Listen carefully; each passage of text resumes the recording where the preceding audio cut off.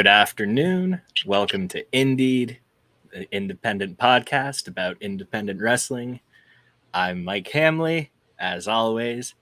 And now, joining me for the first time of many times, because he's the new co-host of the show. Welcome to the show, Reg. What's up? In the building, it's your boy Righteous Reg, your favorite rapper, your favorite writer, your favorite podcaster, here now as the official co-host in Indeed. Mike, I appreciate you for having me. You're the other guy that I know that watches way too much independent wrestling. This was just like meant to be at this point. Yep, I tell everyone it's like an 80% ratio of independent to anything else that I watch now, which seems crazy, but There's just so much good shit always There's indie happening. wrestling on every single day, it feels like now. At this point with IWTV and High Spots and every other promotion is constantly running Fight TV. It's like there's independent wrestling on almost every single day, it feels like. That's cool as hell, though. There's actual weekly, Uncharted territory on Mondays and Wrestling Open on Thursdays. There's literally actual weekly television for independent wrestling shows now, which is it's amazing. Who'd have thunk it? Who'd have thunk it? It's the greatest concept. It's just an opportunity for so many more wrestlers to be able to be seen on a weekly basis, be able to get in reps, be able to be in front of fans, crowds, streaming. It's perfect. Yeah, absolutely. That's actually something Billy mentioned when I interviewed her a couple weeks back. It was like the repeat customers, so to speak. Like there's people turning up every week now that are in the crowd, and they're bringing friends now, so the crowd just keeps getting bigger and bigger because it's you can turn up at the same place every Monday night and Thursday night. You know what I mean? Find the same stuff. That's so great. Awesome. I love it. Last weekend was. But every weekend it feels like we say this every weekend now. We're like, yo, that was a crazy weekend of independent wrestling, but it feels like we're just in a great space to be able to say this every Tuesday, to be like, damn, that weekend was nuts. Look at this, they did it again. So thanks to us, thanks to independent pro wrestling for feeding us content constantly is where we're leading to with this. Yeah, absolutely. It's like every Friday and Saturday for sure. I'm sitting there, I'm going like, I have to pick one of these shows to watch live. Yeah, it's too much. I want to watch. Times. Yeah, I'm glad I have somebody else here to help keep track of it all with me. Exactly. And luckily, we're just sticking to American independent pro wrestling because UK has an insane scene. We'll probably get into some UK shows. Japanese hasn't. It's like there's so much more even than what we're even talking about. Canada now. There's C4. Canada, C4 in Ottawa. Always. I'm gonna have to get you watching some C4 for sure. Definitely, yeah. But, the homies at C4 say the same thing too. They're always like, "Yo, check us out. We got some fire. Come through." So yeah. Definitely. Yeah, C4 and up in Ottawa. Demand Lucha from Toronto is starting to show up now. They've got a cool show coming in August too. Effie's going to be up here. Ali Catch as well. Gringo Loco is their champion. Oh, nice. Yeah, it's an amazing little promotion. They started on IWTV, putting their replays up now too. So they're usually up about 2 weeks after the event. But sweet. Yeah, check them out. Speaking of good shows, though, last weekend. Friday night started it off. West Coast Pro, Cruel Summer 2022. Yes, it was a great night. I was there live in attendance, as always. West Coast Pro in a new venue, Irish Center out here in South San Francisco. Still South San Francisco, still same territory, but a new venue. You guys saw it on tape. Looked great. It was filled up. Crowd was hot. A lot of new people. I heard a lot of people saying, "Oh, this is my first wrestling show." I heard a lot of people actually saying, "This is my first independent wrestling show ever." Like they've never been to a live show of any kind. So that's always amazing to see. And everybody, it was a great response, great crowd throughout the night. So it's great. That makes me happy to hear. I've been I'm in Toronto, just outside of Toronto, and for me, West Coast Pro is one of my favorite promotions to watch. It's I can't help it. They're just so good. All their cards every month. They I don't know how they keep topping themselves. And I know Scott's intentionally not trying to top himself every month, but it just happens anyway for some reason. Yeah, it's crazy to see the transition that West Coast Pro, because I've been going it seems like 3 years now. I don't know, maybe longer, to these shows, and from where they started to where they are now, it's like night and day. They weren't starting out to be West Coast. They weren't starting out to be one of the biggest West Coast promotions in the whole country, or biggest independent wrestling promotions in the whole country. But it's just like, now that they're there, now there's wrestlers that want to come here. Now there's fans. When their shows are happening, everybody's tuning in. It's really beautiful to see, man. Like, I feels like when I go to the shows now, it's family. You see the same people there. You see the same fans are in attendance. The same, it's like ECW with their old little crowd. Like, oh, there was the hat guy and there's this guy. There's like, that's how it is for us at the West Coast Pro show. So, this was a great show to see. There was a lot of very dope matches on here. My people got their shit off a bunch of times. So let's get into it. Absolutely. I'm going to bring this comment up real quick from the chat. This is Jeff from West Coast here. Thanks for covering the show and hope you enjoyed it. Saw a ton of new faces and we're excited to see such a great turnout in the new venue. Well, Jeff, thanks for a great show. Thanks for entertaining me all the way up here in Canada. Yeah, it was beautiful to see. I was standing outside smoking before going into the show. And to see the line, just like, oh, wait, the line's still going. It's just like, warms my heart, man. And everybody came to watch some wrestling. There was a taco truck outside. If there's West Coast Pro, there's going to be some tacos somewhere in the building. Got to get the people happy. This time they had a bar at the, where we're usually at in the stateroom. There's not a bar. So you have to, do whatever you had to do before you get into the show. This time there was a bar. Everybody's getting drinks, getting nice and lit. It was great. Booker T was there signing autographs. There was all kind of shit going on, man. It was light. It was lit. It looked amazing. And yeah, the card was ridiculous. Opened up with a 6-man tag match. The Conglomerate. Yes. Alpha Zoe, D-Rogue, Midas Creed, defeating Levi Shapiro, one called Manders and Michael Hopkins. One called Manders and Levi Shapiro. I want to see that tag team like all the time. I think there's that was I don't think they've ever teamed together, but they looked they looked like they belong with each other. I saw that pretty often. Not pretty often, but I saw that a couple times on Twitter. People saying that they work well together, and I don't know, something about them two worked really well. It's just like, okay, you guys should be teaming up more often for some reason. I don't know why this works so well, but it really did. It was great to see them together. Levi, a West Coast Pro vet, he's been around for a long time. He's one of the trainers at West Coast Pro, so he, it's always good to see him on the cards, and he's been every month trying to improve and go to greater heights and do bigger things. This is a great showing him. Yeah, I would love to see him and Manders team up some more. And the Conglomerate, those are all my homies, straight up like my friends, Alpha Zoe, D-Rogue, Midas Creed. They got the streamer effect coming out here. That was a big moment for them. They really the West Coast, we want to see like our own succeed. That's what when I want to see a local independent promotion, the best thing you want to see is your favorites locally against, somebody from the outside. So to be able to see the guys go in against Manders, another guy, Michael Hopkins, who I just had, first time seeing, I think he's out from San Diego. He was telling me, trained by the homie B-Boy. Shout out to B-Boy, incredible talent.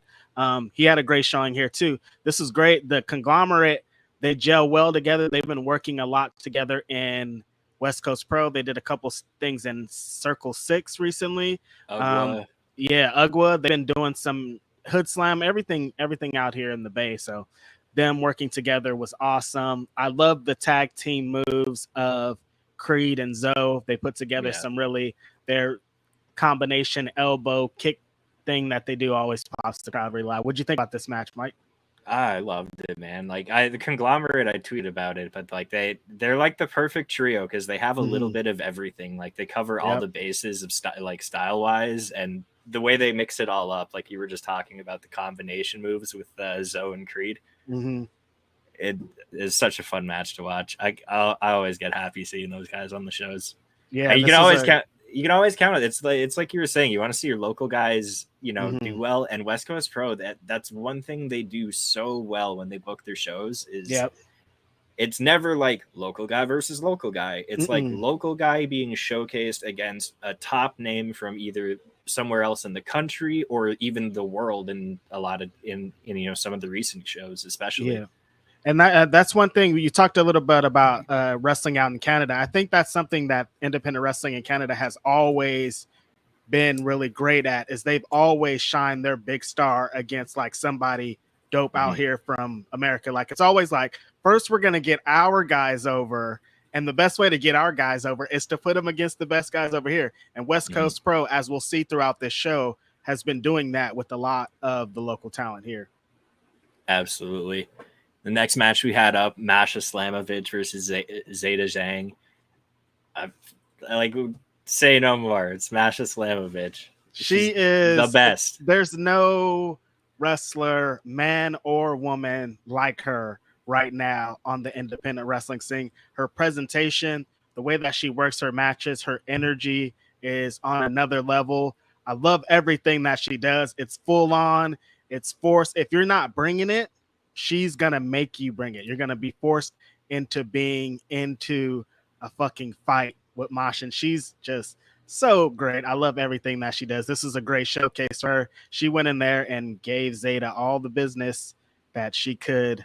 Very hard fought match. There was some Masha. Every time Masha has match, she's had a couple matches in West Coast Pro. One specifically against Nicole Savoy and Sandra Moon a couple months ago. That was like, this is dangerous, and I love it. Dangerous in a good way, and this is type of violence that she brings to the square circle. Yeah, huge fan of the way she wrestles. Like everything she does is so good too. She's technically excellent. She can strike and beat the shit out of anyone. Right. Does anyone? We've seen her against men and women, and she's fighting the same for both. Absolutely. Like again, shout out to West Coast Pro. They had Debbie Malenko come in and wrestle Masha a few months ago. Like right. Debbie Malenko's first singles match in like 21 years was against Masha Slamovich. Yeah. And, it rocked.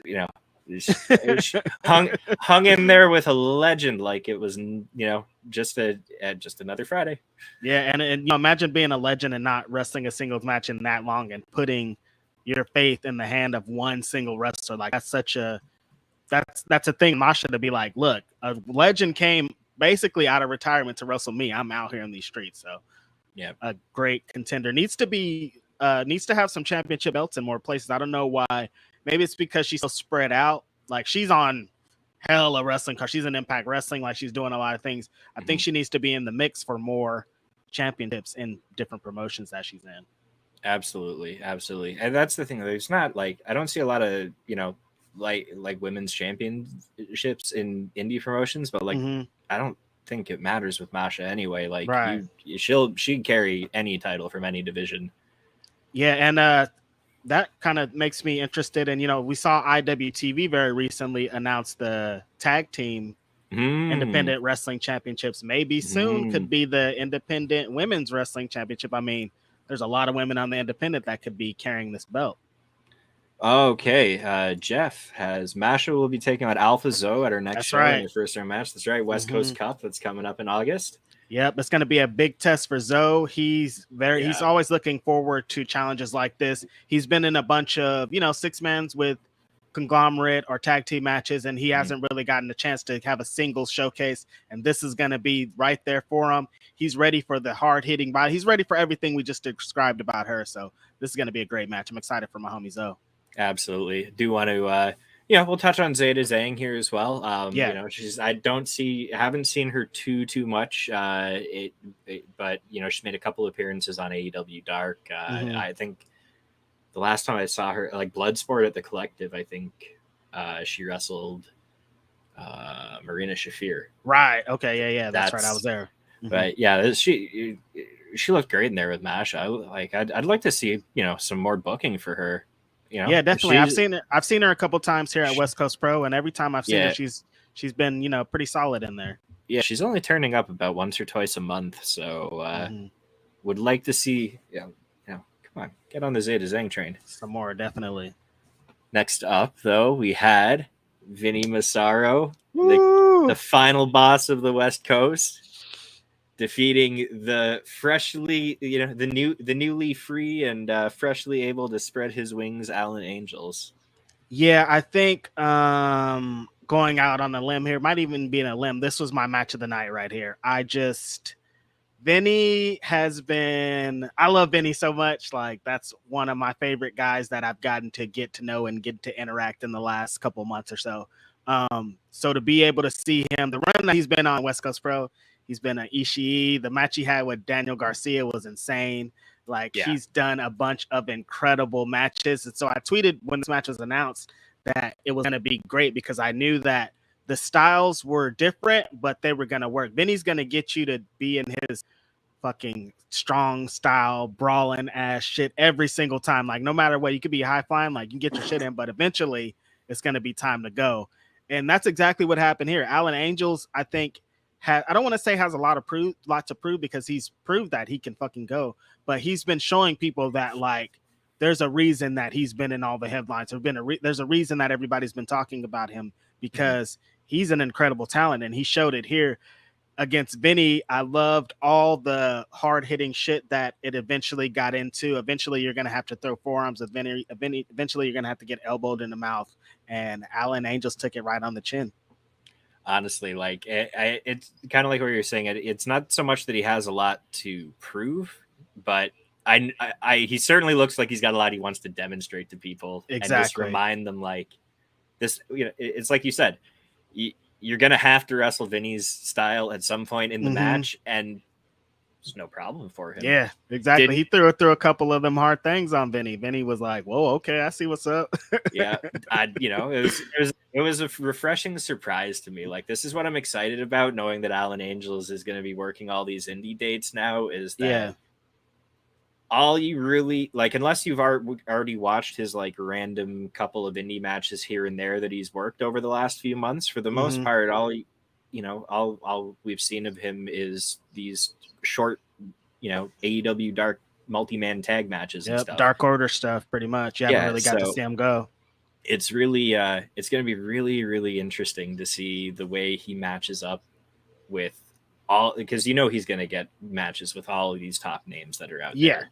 And like, definitely. Look, he showed up at Impact last week and had a disgusting match with Speedball for that. I need to see that. I haven't gotten to watch that yet. Damn, no spoilers, but it's fucking amazing. I mean, who's in it? You said Speedball. Yeah. I'm already 5,000 times in it. So it's classic Speedball. Alan Angels, though, he's great. I've been loving everything that he's been doing in the independents, and lucky for me, he's been taking a lot of California independents. I don't know if he's stationed in California now or what's going on, but I've gotten to see him pretty close over here, and it's great to see him live. If you can see him live somewhere in your local area, definitely go check him out. Absolutely. And then again, always Vinny Massaro. Vinny's the fucking best, man. He's awesome. He's one. I don't know whether to call him one of the pillars or just the foundation of West Coast Pro Wrestling. Like, I think the final boss of West Coast Pro is the most fitting name, because, like, absolutely, if you want to be in here, you got to go with Vinny, and you have to beat Vinny. And a lot of people are not beating Vinny right now, so I mean, bring it. 9 match win streak in West Coast Pro after this one, I think. Yep, I think he's and in the tournament he's facing Jorah.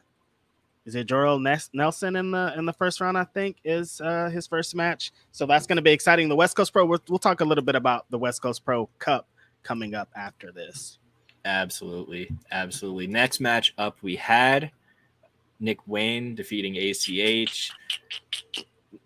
Nick, like, what can you say? Nick Wayne, man.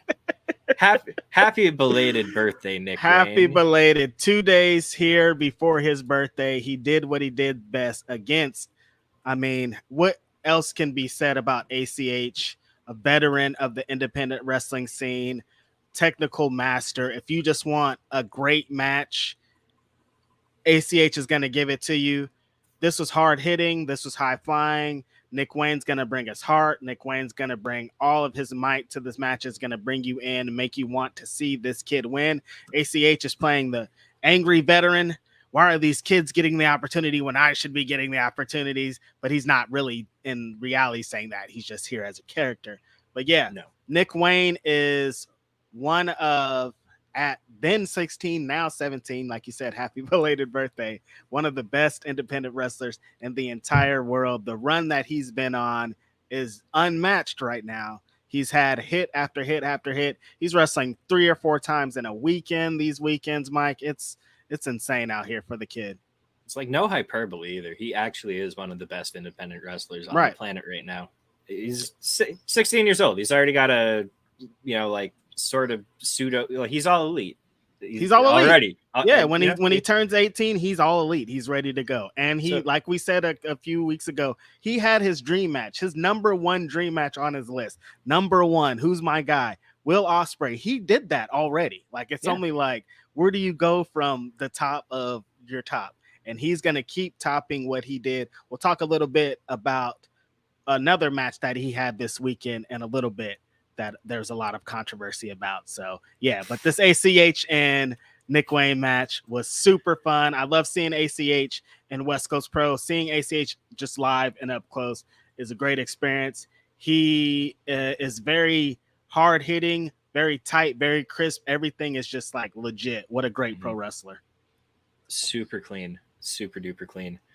And like, again, it's just such a good, cool testament to Nick Wayne to be this young and able to deliver with guys that have been wrestling for, in some cases, longer than he's been alive. In some legit, of these matches. 100%.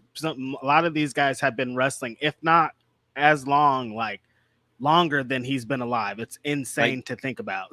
Like you watch him in there with Ospreay, or you watch him in there with ACH, and like like Bandito a few weeks ago, or it was probably a couple months ago now. Yeah, like he's going in there and having better matches than people twice his age. Yeah, people that have been in the game for 10 years, he's doing better out there every week on a consistent basis. It's amazing. It seems like this transition has been so quickly. Like, he started showing up in West Coast Pro and it was just like, oh, there's this kid. When you hear there's this kid, you're like, all right, that's cool. Like, I'm happy to see blah, blah, blah. I don't know.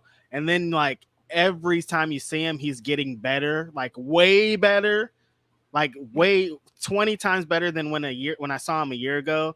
And now to see him just take every main event that he has in stride and execute and do it is amazing. And it's not just like he does move. It's the like little things he does too, like the way he sells things, the pacing, the time between these spots and stuff. He gets it. He shouldn't be this good this young. No way. I'm sure that there are people that angrily watch him. Because they know that, like, oh, he already does this at this age. Imagine when he's 34, when he doubles, like, it's crazy. Come on. No. Next up, we had one of my favorite wrestlers to watch, Kevin Blackwood, defeating Jordan Cruz. I had Scott from West Coast Pro on here a few weeks ago. He said it best. Kevin Blackwood is modern day Perry Saturn. And that's probably why I like watching him so much, because he does remind me a lot of Perry Saturn. Covered in tattoos. Great comparison. Amazing. I love it. Like everything from his looks to the way he beats people up. Yeah. It's like he's just ruthless in there, kicking and punching the shit out of people. His running Death Valley driver. It's like, it's right there. And Jordan Cruz, I'm just becoming more aware of him now over these last couple appearances at West Coast Pro, and I want to see him so much more. I like both times now I think I've seen him on West Coast Pro has been him getting shuffled in to fill in for someone who couldn't make the show. Davey Richards couldn't make this. I've been upset about for Kevin Blackwood. 2 shows in a row he's had cancellations. This show he's had Davey Richards. Last show it was Malachi Black. He was supposed to wrestle.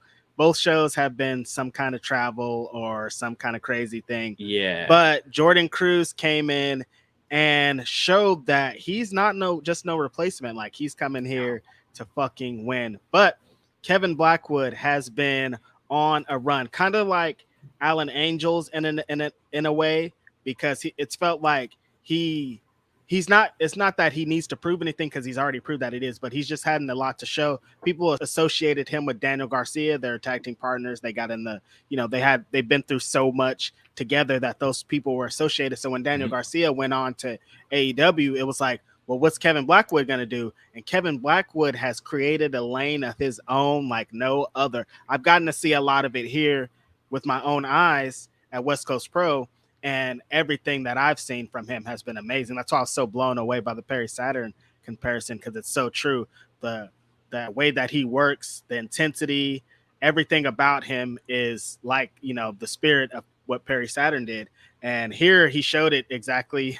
Showed it again. They had some great reversals here. Jordan Cruz is one very tough guy to wrestle. And one thing I forgot to say about Michael Hopkins earlier, who was in the six man, he traveled with, this is a lesson for independent wrestlers. He traveled with Jordan Cruz to the show from San Diego because Jordan Cruz got the call that, Davey Richards, that Kevin Blackwood needed an opponent. But Michael got an opportunity because he traveled down to the show with another wrestler, was seen, networked, seen in front of some eyes, probably helped put up the ring or some things like that, and earned him a way onto the show. A thing for independent wrestlers, always be seen, always be in the area, always try to network, always trying to go out to shows that you're not booked on and try to get onto these shows. Things always happen with pro wrestlers. Every single show, there's always at least one or something crazy going on. Hang around, hang out. You might earn yourself onto a big giant show that you didn't know that you were going to be on last week. So it's a lesson for people. Absolutely. And, Kevin Blackwood with the showing, got something to prove and what's he going to do. He did actually also come up to Canada last month, wrestled at C4 and defeated Speedball Mike Bailey. He's been killing it up there in C4. Actually, he is the C4. He is the C4 champion and the C4 Underground champion. It was a double title match. Let's go, baby. Yeah. So, I'm happy because now I know he's just going to be up here every month for them to defend those. Yeah. Shout out to Kevin Blackwood, man. He's taken every opportunity. And like I said, carved his own lane, and he's one to watch. It's not going to be very long before he signs somewhere, so y'all better keep watching. Yeah, I can see him in a number of places, and please, let's make that happen. Mm-hmm. The next match we had up was a West Coast Pro debut, Jack Cartwheel taking on Titus Alexander. The boy. Oh man, Titus! What a guy! Watch every episode of Indeed, and I've gushed about how much I love Titus Alexander. I've literally done this every episode. It doesn't stop. Every show. It's like me talking about Speedball on a show. It's just like, I'm going to talk about Speedball again. Here it goes again. But yes, Titus Alexander, just like we were talking about earlier on West Coast, building local guys from the West Coast. Titus Alexander has been with West Coast one way or another since the beginning. If it wasn't in the ring, he was helping set up the ring. He was at the show somehow.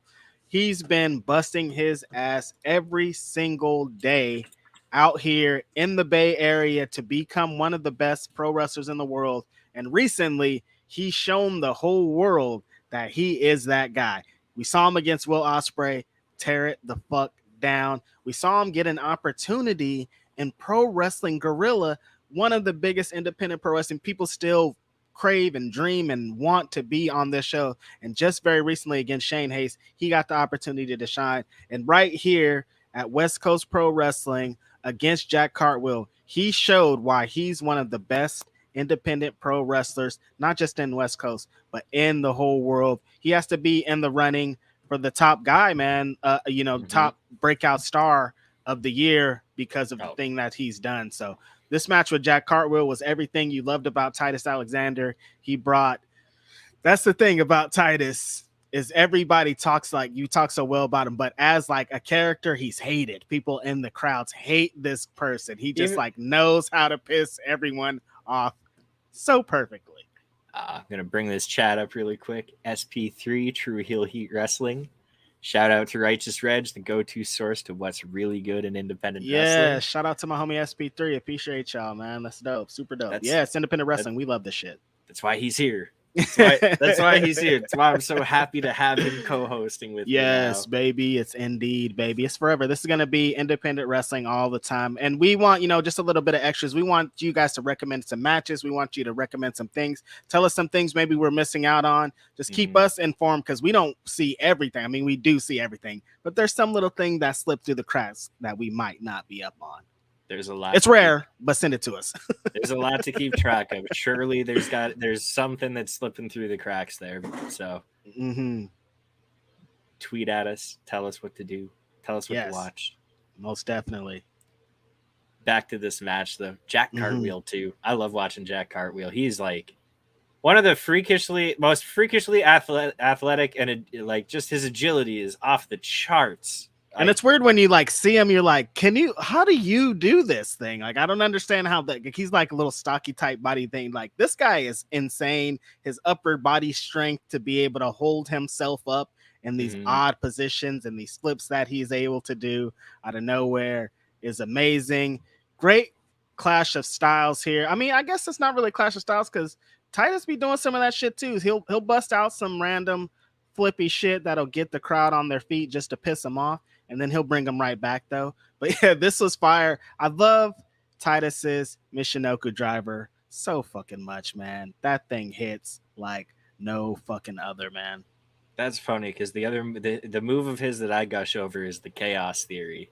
The Chaos Theory does. That is like a great addition to his moveset. It really does fit him. Especially like the one he hit Brian Keith with at their last show. Oh, yo, that was crazy. Yeah, that was crazy. And damn, West Coast Cup, first round matchup, Titus Alexander versus fucking Lee Moriarty, dude. I'm going to cry, Mike. What am I gonna do? I'm gonna cry watching the show live. I don't know what to say.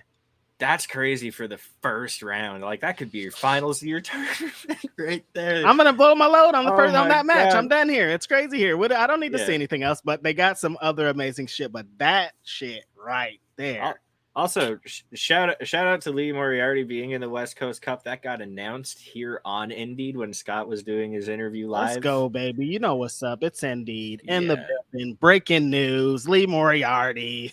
That's going to be amazing. I'm so fucking excited about that. That first round, like, I'm like, that every single match here is like, you could have put so many of these as like they could have been finals match, but I guess like that just shows the depth of the field. We'll talk about it after. Let's finish the card. Next up, we had Starboy Charlie, the returning Starboy Charlie, second match back against Reg's. I'm gonna guess favorite independent wrestler, Speedball Mike Bailey, the MVP of independent pro wrestling right now. Never miss, always hits. From Canada, his name is Speedball Mike Bailey. And here again, same thing I just described about Titus Alexander is the same thing I want to describe about Starboy Charlie. There is something about Charlie that we fucking love, and I'm happy that the rest of the world is getting to see it on a scale. Live in the building, though, it's like Charlie is God. He had a bunch of his homies there that were cheering him on. This is just like, it's great to see him back and in his element. He's big, he's ready to go, and he brought it here against the MVP of independent wrestling. But, you know, Speedball Mike Bailey, he don't give a fuck who across the ring from him. He's going to kick the shit out of them. He's going to punch the shit out of them. He's going to slam them, and then he's going to kick the shit out of them again. Some of these strikes he hit on. I was watching and with a couple of other wrestlers, and we were just like, yo, one super kick he hits towards the end that just like Starboy eats his foot. We were just like, whoa, just like commend Starboy Charlie for being able to hang with Speedball. But Speedball don't hold back. He don't give a fuck who is in the ring with him. He's about to bring that fire. He brought that fire here like no fucking other. Jeez Louise, some of these spots. I love how this match played out because it was literally Speedball just bullying the shit out of Starboy for a good 5 minutes. It was like, just how many different ways can I kick and drop this child on his head? The thing that I love about Speedball though is the guy is bigger than him. Like he'll wrestle guys that are bigger than him and he still bullies them. It's not like he's the bigger guy in the fight and he's bullying his smaller opponent. No, if his opponent is across the ring from him, he's going to bully him no matter what they look like, no matter what they are, no matter how tall they are, no matter how big they are. He's the bully in the fight, and he brought it here again. It's even turned up more when there's Starboy Charlie in there, getting that sympathy from the crowd, getting the reactions, getting everybody behind him. That one spot where Speedball hangs him over the ropes and hits the double knees, just like, are you okay, Charlie? Like, should we call someone? Jesus Christ, man. This was some intensity. Starboy comes back, though. You almost think he's going to get the victory. He starts turning it up. He starts hitting some of them spots. He's looking great out there, but it's just, like I said, the MVP of the year. This guy is unbeatable. Speedball Mike Bailey earning the victory just the way that he does with an overwhelming amount of offense that is hard for anyone to beat in these days. Absolutely. We got a chat here from Reggie Simmons, Speedball Wrestler of the Year. It's hard to deny. It's hard. You can't dispute that. Like, I have a hard time, especially if you just look at his body of work throughout the year too. It's not just how many. It's not just like the quality of matches he's having, but it is the highest quality of matches he's having. But the list of names that he's had all of these matches with, and there hasn't, like, his worst match this year is a great match. Right. Exactly. Just like you said, like, I think this weekend he wrestled Speedball. The next night he wrestled Manders at the Wrestling Revolver show. He wrestled, what's the homie's name from the JCW show? Axton Ray. Yeah, he wrestled Axton Ray. Like, these are all a different variety of opponents on top of just it all being great matches. He's doing it from the whole full spectrum of wrestlers. Like, it could be anybody in there that's about to get a banger. It's insane. Yeah. Speedball and Manders, that was probably the best Manders match I've ever seen. Like, that was just, and that was to Manders' credit too. As well, like, because he had to, because he knows what's up if he's in there with Speedball. We'll get to that show anyway. But definitely. Next up after this, we had the West Coast Pro heavyweight title getting defended. Jacob Fatu was in the building. Yes. Got to see this match finally. Fatu versus Tom Lawler. It was frustrating when your guy's a big guy, when a top guy in another promotion that has a TV show and shit. So it's hard to that. I think there was some health stuff. With there's all like, kind of. It's unfortunate, but like, it was worth the wait. These dudes beat the shit out of each other. Which it's Tom Lawler and Jacob Fatu. I wasn't expecting a lucha match here, but like, damn, they were hitting each other in this one. Tom Lawler really be swinging that shit when he's fighting, and when you see it up live, you're like, yo, these are a couple of them kicks to the back. I was like, yeesh, oh my god, this is a fight right here. And Fatu, he doesn't care when he's in the Bay Area. He's at home. He's going to come out to some fucking Mac Dre and he's going to get it lit and he's going to punch you in your fucking mouth and he's going to do a crazy dive and he just doesn't give a fuck. I love the way that all of his matches are unpredictable. You don't really know. You can't guess what kind of match that Jacob Fatu is going to have because he doesn't abide by your rules. And this was a brawl ass thing, but Tom Lawler controlled a lot of it, which I was pretty surprised about, but then also not surprised when you know what kind of a bully fucking Tom Lawler is, right? Yeah, and I like it because at the same time, Tom Lawler is literally like a professional fighter. Exactly. Like, right. he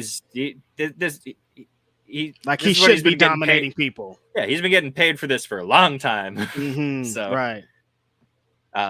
Jacob Fatu, I love his moonsault. Yeah, it's awesome. It scares me. I think part of it is like obviously just his size. I say I'm not expecting a lucha match, but I still know I'm gonna get a big fucking Jacob Fatu moonsault. Sometimes to the floor. That's even scary. When he does that shit, I'm like, oh. He does the Fosbury flop sometimes. Yeah, he does that shit, and it's like, yo, I don't think you're supposed to. Yeah, and that's why he's champion though, because he's more than just the big man. And he represents the fucking West Coast like no other. So it's very fitting. He got the victory here, which set up. We've been talking a lot about this guy, the MVP of independent pro wrestling. Speedball Mike Bailey came out to confront him about that title because Speedball hasn't lost since he's been here in West Coast Pro. Yeah, it has been announced that at West Coast Pro Cup Night 2, Speedball Mike Bailey is getting a title shot against the defending West Coast Pro champion Jacob Fatu. Very interesting. I don't know what's gonna happen. Like if Speedball wins, I wouldn't be surprised one bit. Like if he ends up becoming the West Coast Pro Champion, it'd be like, well, I mean, the trajectory showed that this was where he was going to end up. So I'm super excited about this title match that's going to come up August. Sorry. See, that's the thing. It's like either way, I think it's just a win-win because like Speedball wins, and obviously, like, okay, you got your title around the waist of Speedball, the best wrestler on earth, probably. You know that, or alternatively, Fatu retains the title, and then you've got your title around the waist of somebody who bleeds your company's blood. Exactly. Like, either way, you're in a good position. But that's going to be a hell of a match, and again, awesome. Because stylistic differences. Jacob Fatu and Speedball Bailey, like, I love the way Speedball wrestles bigger dudes. Yeah. Because it's the same thing you said earlier. He shows no mercy. He does you know what I mean? He'll make them wrestle his match still. Exactly. Yep. He's going to be bullying Jacob Fatu when Jacob Fatu's a big giant man, and he's going to bring him into Speedball's matches with them kicks, with that shit, and it's going to be a hard-hitting contest because Jacob Fatu don't hold back on shit. Absolutely. And then we get our main event for this show, a dream tag team to see on any independent show. And they were right here in West Coast Pro, the Motor City Machine Guns, Alex Shelley and Chris Sabin, taking on the staple tag team of West Coast Pro Wrestling, the West Coast Wrecking Crew, Royce Isaacs and Jor-El Nelson. Yep. I love the Wrecking Crew. I'm so happy for them that they got this match because, again, you can go back to pretty much every West Coast Pro show, and you'll see you'll see Jor-El Nelson and Royce Isaacs on every card, probably. I'd say. Yeah, it's been happening for a really long time. And Chris Sabin tweeted a couple of days before the show that this was the first independent wrestling match that the Motor City Machine Guns have had collectively together in 10 years. They've had matches in Impact Wrestling, but as an independent wrestling show, this is the first one in 10 years. This is a big deal. Big fucking deal, especially for a tag team like the West Coast Wrecking Crew, who the name is fitting. They've been out here in the West Coast cementing their name as one of the best tag teams for a really long time. Them being in West Coast Pro Wrestling is only fitting. They've been doing some amazing things in New Japan Strong. So for them to be able to get the opportunity to face who a lot of people call their favorite tag team of all time, top 5 tag team of all time, one of the best tag teams that have ever existed in the Motor City Machine Guns. You got to see all the great Motor City Machine Guns action you wanted to see. Tag team combinations, Sabin and Shelley do what they do best. On the other side, West Coast Wrecking Crew did everything that got them to the position that they're in now to be able to have a match against the Motor City Machine Guns is, power, strength. There's some comedy in there. There's all kinds of action. These guys are two very lovable guys in the West Coast Wrecking Crew. This was a great match, a great way to end off the show. Seeing the Motor City Machine Guns together as a tag team on the independent wrestling, it's amazing. It's always fun. It's great. They are who they say they are, Absolutely. And again, shout out with West Coast Pro Wrestling for I like that we have tag team wrestling. Yes. In a not like lumped together piecemeal team format, but it's like they're always trying to have actual like established proper tag teams coming into the shows, and I think that's a really good focus. That's it's something that's not overly prominent around the indies in a lot of promotions. Like we'll see the same few teams, so I like to see I like one. You brought in the Machine Guns, like holy shit. Like, that's the top of the top when you're talking tag teams. And again, the West Coast Wrecking Crew, they of all the teams to be getting to wrestle the Guns in California, I don't think you could have given it to a more deserving tag team. Like, most definitely. There's a reason again that they are making all these waves on New Japan Strong. It's the stuff they're doing in the ring is just so fun to watch. It's awesome. Yeah, I love their tag team combinations. I love how they work the ring. I love how they cut the ring off. I love their tag team action. West Coast Wrecking Crew are in the position that they are for a reason. They really dedicated to tag team wrestling, to putting it on the map, to, you know, doing the things that FTR and the like want tag team wrestling to be like. They established that. And so it was great to see them be able to get this opportunity here. It's awesome. That's a match that I was, when FTR was asking for independent teams to wrestle, I was like, oh, come on. I'd love Wrecking Crew and FTR. That's still kind of, that's still on the, that still has to happen. That's still on the dream match board for me. Yeah, definitely. But yeah, that was the end of Cruel Summer 2022, which was an insane night of wrestling. I say this every time West Coast Pro has a show. It's just like how, and then so you have, and then we have the West Coast Cup is coming up. That's going to be on August 18th and 19th. They're back in the stateroom. First round matchups for us are crazy. Lee Moriarty versus Titus Alexander, Alpha Zoe versus Masha, Levi Shapiro versus Davey Richards, Vinny versus Jor-El Nelson, D-Rogue and Starboy Charlie, Brian Keith and Nick Wayne, Viento versus Gravity. That's gonna be, I don't think we're ready for it. I don't think physically the room of the stateroom is ready for that match.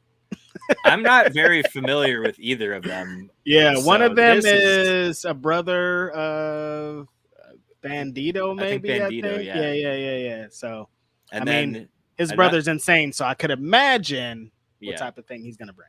And then the last first round match for that, Midas Creed versus Commander. And Commander's the guy that be running across fucking ropes doing. This guy's insane. Another person that the stateroom is physically not ready for. He's got to watch out for the chandeliers. That's what I'm saying. The room is physically not ready for the things that he's done. Yeah. He's going to have to go early to figure out how he can do his shit in this small ass room. I'm excited to see it. That's going to be crazy. I'm going to catch. Oh, yeah, there you go. Reg is the West Coast base god now. Let's go, baby. All right. So, what else did we watch this weekend? Wrestling Revolver was Saturday. Yeah, Wrestling Revolver. We were very much looking forward to Billy Starks getting the opportunity to, like we talked about with Nick Wayne, who got to scratch off one of his bucket list matches. Billy Starks got to do the same exact thing here at Wrestling Revolver when she took on Ruby Soho in a dream match of hers. And this was all that shit that Billy Starks has been waiting for. Am I right? Absolutely. No secret, Billy Starks. We're a fan of Billy Starks here. Big fans. Go back, watch the episode from a couple of weeks ago. I interviewed her. It was fantastic. We talked about all sorts of awesome shit. Real quick from Jeff here. Glad you guys enjoyed Cruel Summer. Wanted to let you know that the winner of the West Coast Cup will earn themselves a title shot. So the stakes are huge. So the winner of the West Coast Cup is going to either be taking on Speedball Mike Bailey or Jacob Fatu at a future show, I guess. And I tweeted after the show, there's only one person that I want to be the next West Coast Pro champion and the person that should win the West Coast Cup, Titus Alexander. It's just there. He's been building towards this moment. He's been building towards being that guy, and it's time. Yeah, and the beef that's stewing between him and Starboy Charlie is. Oh yeah, they're gonna face off. Yeah, it's gonna come to a head here. It's gonna definitely. Yes, they're beefing. That's gonna be the rivalry that is at the forefront of who's the ace of West Coast Pro Wrestling. And that's a fire that could literally burn for years. They're both so young. In 20 years, we're going to be like, these guys are still fighting. They hate each other. It's going to be amazing. Yeah. It's perfect. Yeah, it's pro wrestling at its core. They've been beefing since they were literal kids. So it's forever. It's perfect. Back to the Revolver, though. Ruby Soho, Billy Starks. That was... So first off, Ruby comes out and starts saying that she's not going to wrestle. She's got her arm all casted up. She's like, I can't. She slammed away, which I don't want to, I don't want to be Mike. I'm lucky we're the independent wrestling show, so we don't really have to get into it. But I don't want to rain on the parade too much, but I'll be honest, you had time to pull your arm out that door anyway, Ruby. But well, she kind of walked it into the door as the issue. Yeah. Well, you know what? Though? Good on Billy Starks for coming out, grabbing the mic, and spitting fire. Just fire breathing dragon Billy Starks. Yep. Burning Ruby down on the mic. Mm-hmm. And, to the point where Ruby said, fuck it, ring the bell. Let's go. Let's go. Yep. And Billy didn't shy away from that arm. She stomped it like 13, 14 times at one point. So it was physical. This is great. Ruby Soho. I think anytime we get to see Ruby Soho not only wrestle, but to be able to wrestle on the independent scene against someone as important to the future of the business as Billy Starks, this is just a great contest that you get to see. It's just along them same lines as Ospreay and Nick Wayne, because it's like the parallels of people who they strive to be, who they're inspired by, their heroes, to be able to see them in a match against their heroes and be able to fare and be able to almost get the victory over their heroes is amazing. Billy Starks brought everything that brought her to the dance to this match. She is great at doing things that you probably shouldn't be doing at her young age. She has a great sense for the ring. She there's one really one moment she had Soho down, and she like looked to the corner and was like, I'm gonna get up to there. But the way that she did it was like a veteran instinct that it was such a little thing, but it was so great to see. And I think she does a lot of things like that. So to be able for her to get this special match against Ruby Soho, for her to knock it out of the park, was awesome. Absolutely. I'm a huge Billy Starks fan. Love watching what she does. And again, it's what's in the water that the kids are drinking these days? I don't know. They were 17, just like. Yep. Well, again, Billy Starks, the other part of that match we'll talk about afterwards.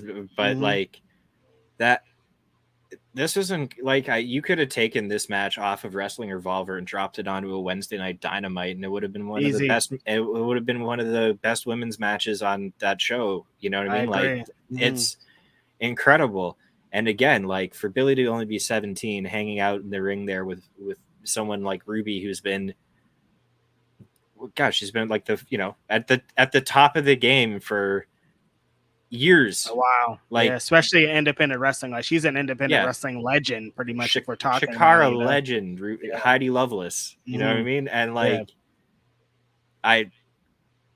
I guarantee we're going to see this match on TV sometime in the next couple of years. Still, 1 million percent. It's no doubt. 1 million percent. I'd be shocked and appalled if Billy Starks isn't also we're gonna find out sometime between now and her 18th birthday that she's also all elite or something. I agree. You can't work like she does at that age and be so well off and great at this shit at that age and not be on the radar of everybody. So, and kind of call back to my interview with her, but her dedication, the work she puts in, everything she's doing behind the scenes, that's not she's finding a way to get out to these shows, 3+ times a week, juggling that. And then she's doing it she's in summer mode right now. So she's it's just going to be match as much as she can.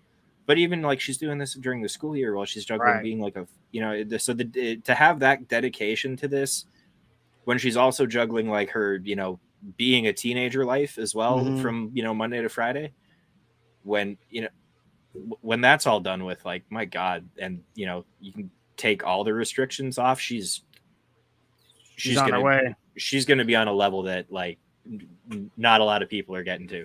Yeah, and you could just tell by if you follow her on her social media stuff, you could just tell how dedicated she is to pro wrestling. If she's not wrestling, she's learning how to wrestle. She's learning something about wrestling, watching wrestling. Shout out to Mouse. They are in that house watching pro wrestling, doing something, taking photos for pro wrestling or something at all times. So yeah, it's a matter of time. She's got another dream match coming up this month too. Saturday, July 23rd, Garden State Pro Wrestling. She's in a three-way match with Janai Kai and Miyu Yamashita. Oh my God. Yeah, this is and I've seen now there's been some announcements that Jungle Kiona is coming over to work some independent dates. You're all fumbling if one of you if someone doesn't book that match. Book that, yeah. I mean, I might be able to get to see it with my own 2 eyes in October at West Coast Pro. Jungle's coming over. They just announced it. So, hey. Do it. I mean, book it. Masha's got to be somewhere in there. Yeah, true, though. Yeah, that's the thing. That's the thing. It can't go wrong. Both of those matches are going to happen. It's like I agree. Masha and Billy are wrestling her on this trip over, and I agree. If one or both of those matches don't happen, that's just travesty. Someone's dropping the ball there, mm-hmm. or everyone is really. I guess everyone is. Yeah. Just make it happen, somebody. We won't have to talk about it. Come on now. There were some other like really crazy matches on the show that, like we said, we talked about the Mike Bailey and one called Manders. That was. Again, like Manders stepping up to Bailey's style. Manders brought a speed to that match that I've never seen from him before. Yep. He was whipping himself off those ropes. He was like, that was some pace out of Manders. You have to add a little extra element to wrestling speedball Mike Bailey. If you want to keep up, if you don't want to get completely swallowed up, you're going to have to go as hard as you can 100%. And Manders did this. Shout out to one called Manders for being able to keep pace with Mike Bailey, who has an insane pace. Like Mike Bailey and Blake Christian, the pace that they set in their matches are just like unparalleled.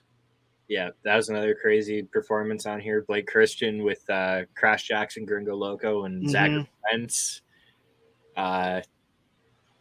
Blake Christian's, again, like he's amazing. He's right up there at that level that just, it's that S tier that's just a little above the rest. Yeah, and Blake Christian has a really big match coming up in a couple of weeks. GCW World Heavyweight Championship against John Moxley. So his trajectory is shooting up there. He is potentially going to be the next GCW World Champion, and that is very intriguing.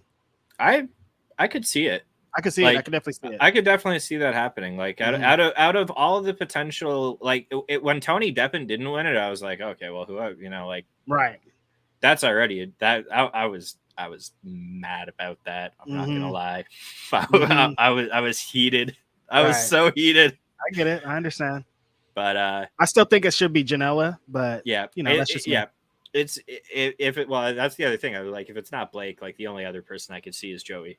Like Joey Janela is the only other person, especially after Tony Deppen had his shot too. Right. I'm like, I think carrying it like as a anybody that could hold the highest weight, I think Janela would put the most behind it, just because, like I've said a bunch of times, he's fucking bleeds GCW and he's going to carry that shit everywhere. Like you'll never see him without that belt. You never see him trying to add more prestige. Like he's always going to be 100% with that belt. But I think Blake Christian has a really good shot at doing it just because he's been consistent. Every show he's done something great. So you'll always have a great title match on your show if he is the champ. So speaking of Moxley, he reunited with Sami Callihan. He did. The Switchblade conspiracy. Well, now just the Switchblades. Yeah. We finally got the Switchblades versus the Wolves, which was that was everything I wanted it to be. Two reunited tag teams that we don't get to see in action very much. The Wolves have had a couple of matches. They've had a couple of matches that were scheduled that they didn't get to happen. So to get to be able to see this one against there's an AEW wrestler, there's Impact wrestlers, there's Davey Richards. This is like Davey Richards MLW actually. MLW, yeah. Davey Richards is MLW. Like this is a mix of some of the biggest wrestling companies in the world. This isn't supposed to happen, but here we are. Tag team contest. John Moxley, Sami Callihan are back together. It's been a long time. People are super excited about that. Like I said about Mox many times, the energy that he brings to an independent wrestling show, to an AEW wrestling show, to any wrestling show he's on is different. Like I just can't explain how a crowd connects to this man. And he don't give a fuck if there's 500 people there. He's having the most fun he can have when he's in that ring. That's what I love about fucking John Moxley, man. He just loves pro wrestling. He's one of the only people that's kind of like given me the something to argue against Speedball with here. Yes, agreed. Year. Like agreed. Those two are the only people I've been able to like. That's my coin flip right now. Just because Mox has had such a variety along the same line to Speedball, such a variety of opponents. Like he's done it with Speedball. He's done it with you know what I mean? Like he's been everywhere. He's done it with Will Ospreay. Like he's done so many incredible things. And that's what this isn't, this is most independent wrestling podcast. But really quick, I really love that he's the AEW champion right now because he's going to be consistent. Like he's defending it tomorrow on TV, not defending it, but he's wrestling tomorrow. He's an active world champion, and he's continuing it not only just weekly basis in AEW, like here in Wrestling Revolver. You could see him on a random Saturday night in Iowa if you're, in the area. Yeah. I have some homies from Ohio that were like, "You're gonna reunite the Switchblades and not do it in Ohio?" Right. It's like it's Revolver. They're from Iowa. Like, what are you gonna do, man? Come on. That's their home. That's their home. But I get it. What a cool weekend for independent wrestling, though, with like the tag. You had the Motor City Machine Guns showing up for their first independent show in 10 years on Friday night. Yep. And 12 years in the making, the Switchblade conspiracy versus the American Wolves finally happened. Right. You got the Switchblades back together for the first time in like, I think about 10 years. I think like 2012 in CZW was the last time they teamed together. Yeah. So like, wow. This is cool. Like that, what a weekend, man. And then, like the main event here, the Cage of Horrors. It was a cage. It was cage. It was cage adjacent. Cage adjacent. Yeah, that's probably a better way to describe it. Yeah, no one was caged in. You could get out, but yeah, the guardrails. Like, okay. Yeah, there was some cage-like things in here. This shit was crazy. Yeah, some homies were here in the match. My favorite, I think. My favorite wrestler in the world is Swerve Strickland. So to be able to see everything that he's done here in Wrestling Revolver has been dope. And he's just been, since he left the WWE, he just wants to heal it up everywhere he goes. So that's like when he does some heel shit, I'm like, yeah, this is what he wants with his life. This makes a lot of sense. So he did it here, This one was crazy for me because I saw the barbed wire shit and I'm like, wait, Rich Swann and Swerve are in this match? Yeah. Just like, if a lot of people don't know, Swerve is a former CZW world champion. And what he had to do to get that fucking belt was some nasty stuff. There's pictures of him on the internet that are legit disgusting. If you look them up, he had a match in CZW one time where he tore his back up and he took a picture of it. It's nasty, disgusting. And also, one of the best matches ever in Lucha Underground history, Swerve Strickland as Killshot versus Dante Fox, AR Fox, in their weapons of mass, whatever they call the weapons of mass destruction match or some shit. One of the best death matches in the history of pro wrestling. So he's not shied away from this. And so Rich Swann did a lot of time in CZW, did a lot of things. So he's not afraid of barbed wire either. There's a couple of times that they've had to interact with them. So I wasn't too surprised about them being in there, locking it up like that. I have to remind myself about like some of those CZW runs that people had, because I agree. Like I didn't, most of the like current television stars that got recognition through CZW, that all took place during my lapsed fandom gap. So but actually, funny enough, I've been watching old CZW on IWTV for the last few weeks now. So I'm hitting about 2012, 2013 right now. So I'm probably about to start seeing that stuff. I'm probably about to start seeing it now, which I'm excited for, because I'm like, again, these are all the people that I'm loving watching now. And Swerve, I love the way he does everything. His transitions are some of the coolest shit, because like the way he'll roll someone, like he'll I can't remember what the first movie hit was, but he basically hooked someone up for a suplex, but like they were on their backs and he just threw his arm around and then he rolled them over and then hit him with the suplex. And I was that it's just everything's got his own unique way of doing stuff about it. Swerve. And it's cool. Again, I love that he's going and getting to do these independent shows. Same here. That's like one thing about AEW that we get to enjoy is their fucking world champion was on this show. You know what I mean? It was Saturday. It was not an AEW show, but the world champion was just here having fun. That's like so awesome that you get to see. Like it's like you don't have to just think, well, who are all the guys that Jon Moxley is going to wrestle in AEW? It's like, no, I get to kind of think, well, maybe Jon Moxley might wrestle my favorite independent wrestler at some point. And, you know, if your favorite independent wrestler is Blake Christian, you get to see that opportunity here coming up in GCW. If your favorite independent wrestler is Davey Richards, you got to just see it right here against him in a tag match. So it's just great that we get to see the people in all different areas, not just their one company here now. You wrestled Speedball at the last Wrestling Revolver show. It was Speedball, yeah. But yeah, that was it for this show. Another incredible one. Yeah, that was a really good show. Really fun. Their next show coming up is August 21st. It's Revolver's Sunday Fun Bay, named after Chris Bay. Chris Bay, yeah. Who surely will be appearing on the show. The only match announced for this show is already fucking ridiculous. It's the Rascals, Trey Miguel, and Zachary Wentz versus the Motor City Machine Guns. Oh shit! Okay, yeah, that's yeah. That could go. That could go for one of the tag. That could go for tag match of the year. They like both of these teams are just ridiculous. Look at West Coast Pro leading the way with bringing back the Motor City Machine Guns to the independent wrestling scene. This is amazing. That match is going to be incredible. Trey Miguel is one of the best, one of the most innovative American pro wrestlers there are. With the things that the brain that luchadors work with, that's the kind of brain that Trey Miguel works with. And I love to see everything that he does. I hope he brings all that shit here to this match against the Machine Guns. That's going to be awesome. Yeah, Trey Miguel, he did on his he posted a highlight of something he did on one of his Australian shows that he's been doing, and he had Alex Zane locked up for he had the legs locked in the death lock, and then someone else came to interfere with it, and he hit them with the gonorrhea, or you know the move that rocks the world. Shout out, you know, rest in peace, Jimmy Rave.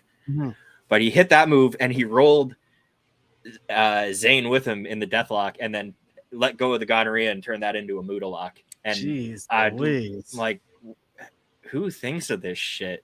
Just science. Trey Miguel is crazy. Wrestling Revolver in August. That's going to be another crazy show. The last one for the weekend, JCW, the Great American Birthday Bash.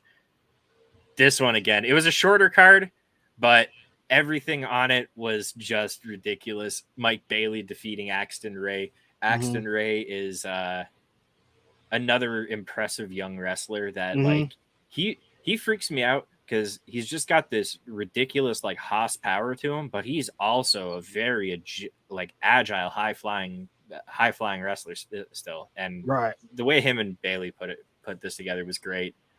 Yeah, I liked a lot of the power transitional moves that Axton brought and backbreakers and things to this Mike Bailey match. If it's an easy one. Like if you see your name up against Mike Bailey, you just start praying to the heavens that you get to have fun in there. And this was one of the Mike Bailey ones, probably his fourth match of the weekend on a Sunday morning. Axton Ray, you know, if you're not familiar with him, watch this match. It's free on YouTube. Go back as well. You can watch GCW from last Sunday, Rock and Roll Forever. He had a fantastic match with Nick Wayne. Oh, yeah, that was good. Yeah. Speaking of Nick Wayne wrestled Billy Starks on this show. Very controversial match here. This is only controversial if you're a forever mid-carder from 90s wrestling. Yeah, exactly. If you're a fucking dork. They did a spot here on the they're both on the apron. Billy Starks gets Nick Wayne up on her shoulders and hits an assault driver onto the apron. Looks super safe to me as a bump because I see a lot of fucking bumps. I don't know what people are freaking out about, but you know how they are. Everybody, there's big controversy. Beyond the controversy, because all that shit was dumb, This match was fucking fun as hell. I've talked to Billy Starks before off record, and she's insane. Like, she describes some spots to me, and I'm like, you're insane, but like in a good way. It's like fun. Like, I can't wait to see all these things and to see some of them like come to life. And you're like, this person, she's crazy. She did it. She brought all of this here. 2 17-year-old wrestlers had one of the best matches of the weekend. Nick Wayne brought his heart. Nick Wayne brought everything that he brings to the contest. They brutalized each other with suplexes and kicks and assault drivers on the apron and anything they could do to cause harm to someone they would consider a very good friend. The kind of pro wrestling action we all love. Am I right? This was a glimpse into the future of professional wrestling. Like, this was literally getting to watch wrestling, like what I'm gonna call right now is the 2 top names in the industry in a decade. Definitely. And this was like getting to take a time machine 10 years forward and just be like, check this shit out. Yeah, watch. These are gonna be the ones in 10 years. Yeah, we're gonna be talking about these people. Lucky for us, we get to talk about them now. They're already amazing. So yeah, they brought that shit. Nick Wayne did it again. Billy Starks did it again. Both of them had a bunch of matches this weekend. Starks had one of the biggest of her life.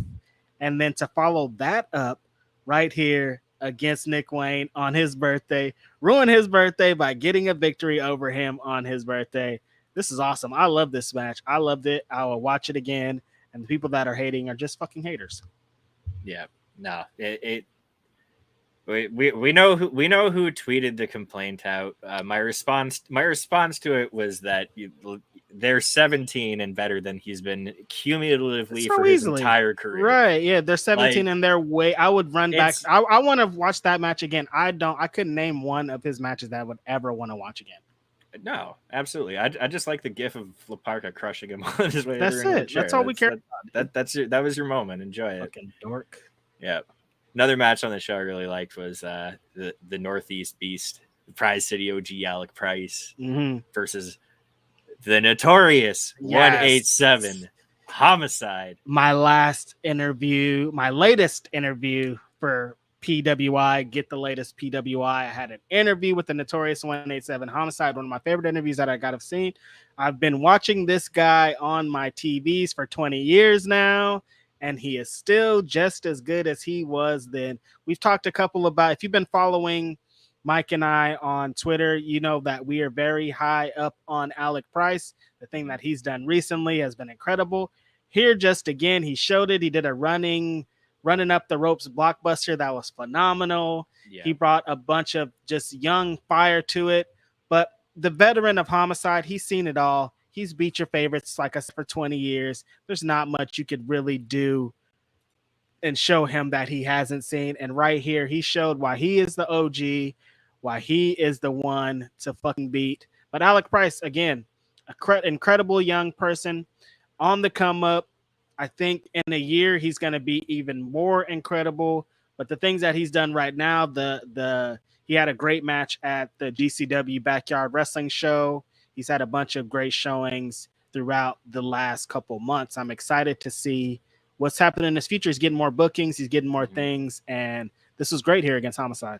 He's the Southern Underground Pro Bone Storm champion. He's the Limitless Wrestling World Champion. Oh, let's go. If I'm not mistaken, he is the number 2 contender for AC Max IWTV World Heavyweight Championship. Okay. Atticus Kogar gets the next shot for being the Master Wrestler winner.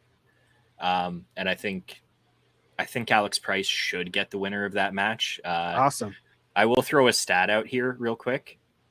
Of all North American wrestlers that wrestle in America, like Alec Price currently in 2022 has wrestled more matches than any other North American wrestler. Holy shit. How many matches? Alec Price has wrestled 79 matches this year. Wow. Won 49 of them for a win percentage of 62%. Wow. That's awesome. He is 20th worldwide. The 19 people ahead of him are all part of Dragon Gate because their schedule is fucking insane. like But so outside of just the insanity that takes place in Dragon Gate, Alec Price has wrestled more matches, singles tags or otherwise, than anyone else in the world, actually. That's awesome. That's an amazing stack. Shout out to Alec Price for being on the fucking grind, going for it. That's an insane fucking stat. Like, yeah, that's a lot. Oh, but you know what? It makes sense. I know, like, I see him every Thursday at Wrestling Open for the most part. Yeah. Shout out Wrestling Open. Watch IWTV Thursdays, 8 p.m. Shameless plug. Yeah, some guys are getting 4 and 5 bookings with 2 shows in a day. Some are doing morning shows and then doing night shows. Like, it's a way to get after it if you have the opportunity. Yeah, he did that 4 shows in 5 days with GCW last week. Right. Wrestled everybody. Yeah. Oh, man, I love Alec Price. Yeah. Great young dude.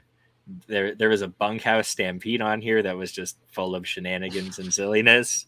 Yo-yo won there was that. all kind of shit. I liked what Josh Bishop did in this. Looked like a giant new Sid Vicious out there jacking people up. He did a double DVD through a table in the corner that was just fucking brutal looking. Choke slam from inside of the ring to the outside of the ring through a door. That shit was fucking brutal. Yeah. And then Yo-Yo won the Crystal Cowboy hat, which I'm very jealous of. That's a sick hat. Over the homie who has also been doing some incredible work. He's a big asshole though, Charles Mason, who has been doing some of the best work of his career, and I'm very excited to see what he's doing here in the future. I think he should get a big opportunity in some places very soon because he's been doing some great work. Yeah, he really plays that sick and twisted asshole, like almost to a point where we should maybe put him on some kind of watch list just to be safe. Exactly. So good. You're like, man, we should really check on this guy. You're like too good at this almost. So shout out to Mason for making us question. Yeah. It's a shit real. I love it. JCW under the GCW umbrella, and what would it be without a fucking banger lucha match? You had the Hermanos Lee, Dragon Lee, and Dralistico, Brothers of Roosh, taking on GCW, JCW, North American Independent Wrestling lucha staples, Base God Gringo Loco, Antonio San Francisco, ASF. It's like, what do I need to tell you about this match? It was just think about this match and think of what you thought happened. Yes, it happened. This whole show is free on YouTube. Go to Game Changer Wrestling's YouTube. You can watch this whole show right now if you want to. If you don't have the time to spend watching the whole thing, you can turn the playback speed up, whatever you got to do. But this match was ridiculous. Anytime you have a lucha libre match on the independent wrestling scene with Gringo Locos involved, ASF is involved, and if you bring in some outside incredibly talented luchadors that we all know and love, especially right here, what they did, it's about to be a banger. That Gringo's about to be flipping all over the thing. He's going to be sending ASF super high in the sky. There's going to be flips. There's going to be Hurricane Ranas. There's going to be some rope running. There's going to be some standing on shoulders. There's going to be all kinds of wild shit that you know and love. This is Lucha Libre spot foo excellence right here.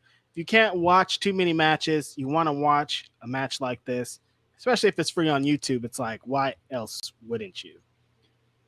You know what, Reg? I'm glad you mentioned it because, I always tell people on here, if you're just skimming the replay, this is one of the matches you got to stop for, and this is definitely one of the ones you got to play through. Yeah, and that carried through right into the main event for this show: Cole Radrick versus Konosuke Takeshita. Apparently, a match that not only obviously Cole Radrick's gonna want to wrestle Takeshita. Everyone wants to wrestle Takeshita, but agreed. Takeshita wanted to wrestle Cole Radrick. Yeah, and that's really fucking cool. He tweeted that he stole Cole's move 3 years ago. That's that's awesome. it's amazing. I hope he puts Moxley in it tomorrow. Yes, yes. I'm just I'm happy for Cole Radrick because this is something Cole Radrick does everything. He can have a fantastic straight up wrestling match with Konosuke Takeshita. He can also have one of probably the best death matches I've ever seen against Drew Parker in Tournament of Survival. Yeah, and everything in between, man. Yeah, he's an incredible talent. Everything that he's been doing this year, I've seen him live a couple times. WrestleMania weekend, I saw him do it against the guy Speedball Mike Bailey. I saw him do a bunch of incredible things. In scramble matches, he's always one of the best guys part of the scramble matches. Cole Radrick is one of the best independent wrestlers in the world. One of those guys kind of along the lines of Tony Deppen as like if you want to see if somebody can go, you put him in the ring with somebody like Cole Radrick. And this was one of the matches that you also want to see. You want to stick around for the main event of this because this is one of them ones that I think we just kind of take for granted that on a random Sunday, you could see an amazing match like this. And what an excursion for Takeshita for what he's done recently. He did the match with Eddie Kingston that was insane, incredible. Yeah. Mike Bailey match very recently, and for him to be just doing it randomly every week, having one of the best matches of the whole spectrum of professional wrestling is insane. How do you have some of the best when there's best matches going on all over the world and you're consistently for the last couple of weeks been one of the best of the week? It's crazy. Everyone he's wrestled, like I'm just looking at his list of matches he's had just off this excursion alone, and it's like he had that. Well, okay, so he had that. He also had the match with Hangman on Dynamite. That was ridiculous. He wrestled Lee Moriarty at Prestige a few weeks ago. That was probably. I think that was either the same weekend or a week after he wrestled Speedball at West Coast Pro. Yeah, but like. He challenged Daniel Garcia for the PWG title at their last show as well, which like I can't wait to see that one next year. Right.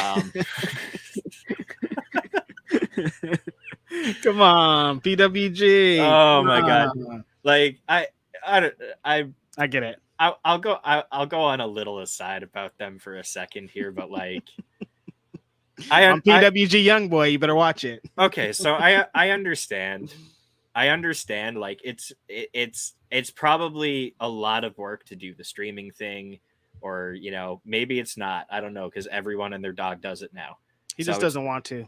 Like, and I don't know. It on one hand, it's like this really cool exclusive feeling thing where it's like you either go to the show or you buy the DVD or you pay. I think I don't know if it's High Spots or you can get everything on High Spots, but it's that you have to wait a year for the new shows. So this show that just happened in a year, it'll be up on High Spots. Like not an exaggeration, like 1 year thing because they like DVD sales and live ticket sales way better than any streaming option. So, and it's like I understand it's and at the end of the day, it's your company. You do whatever you want, but like.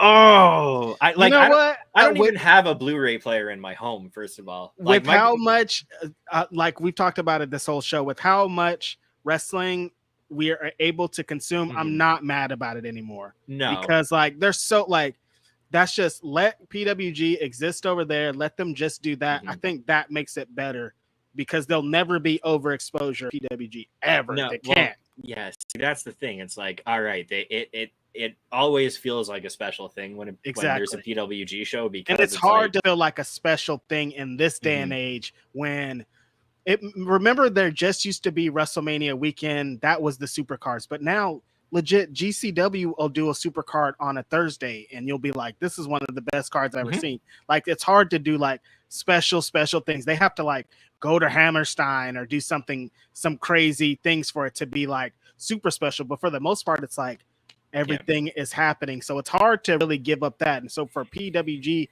to be able to still get a little bit of that feeling, I like it, especially because I can just drive over there sometimes I need it to. So I think I'm being selfish, Mike. I get it.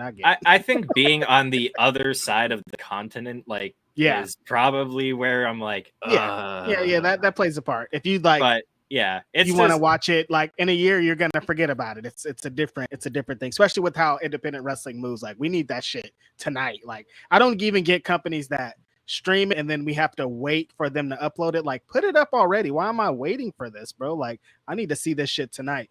But then on the other side, like PWG, you're gonna wait forever. You know what? Talking about bouncing it back and forth with someone, it's kind of, okay. I think I think it's just like my own FOMO is what's giving me I get it. And like I said, I'm biased because I've been to a lot of PWG. I'm PWG young boy, so I'm like, but I'm still like, when you go to the shows, you could feel that it's special. I've been to GCW, I've been to AEW, I've been to all the shows, so you want to have a little bit of something they can attach onto, because if they stream, if they become pay-per-views, the playing field is leveled. They're the same as everyone else. If they do stream and if they do the shit if they're on IWTV that we can watch them everything, then they're just like every other company, and that's like something that they want to keep and hold on to. So, you know what? You keep doing your thing, PWG. I understand. PWG, baby, PWG young boy. You know I'm gonna just defend y'all to the death. But also, like, some people want to see this shit, though. Yeah, you know what though? I will say, because I've done the streaming thing with them now, so I've been watching all of it now, because I'm just like, oh, I have access to it. I'm like Goku at the dinner table with all these PWG shows now. I'm literally like putting them on and letting them like play when I go to bed now. I just watched Three Mendes 3 with the Future Shock and Young Bucks and Super Smash Brothers triangle ladder match. Oh, the ladder match where Nick Jackson debuted the bouncing onto the rope. Yeah. My God. These shows are just off the rails. Yes. But yeah, so that was the end of Great American Birthday Bash. Altogether, insane 3 days of, those were just 3 of the shows. Yeah, there were 3 of the 1,000 shows that were gone. There's still so much fucking wrestling going on. Absolutely crazy.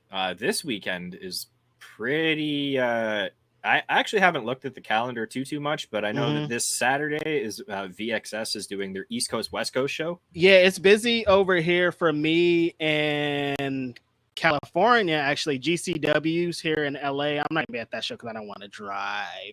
GCW is going to be here in LA on Saturday. Then here in Oakland, shout out to my homies in Hood Slam. There's a Hood Slam show on Saturday. There'll be a couple. Alley Catch is going to be on the show. Probably some other people from GCW. Then on Sunday, GCW is here in San Francisco at the Midway. They had a show here a few months ago. It was really dope. I'm expecting the same type of thing. The card that they've announced has been amazing. And then the homies in Ugwa are doing a show the same night in San Francisco. Hopefully they get some people over there.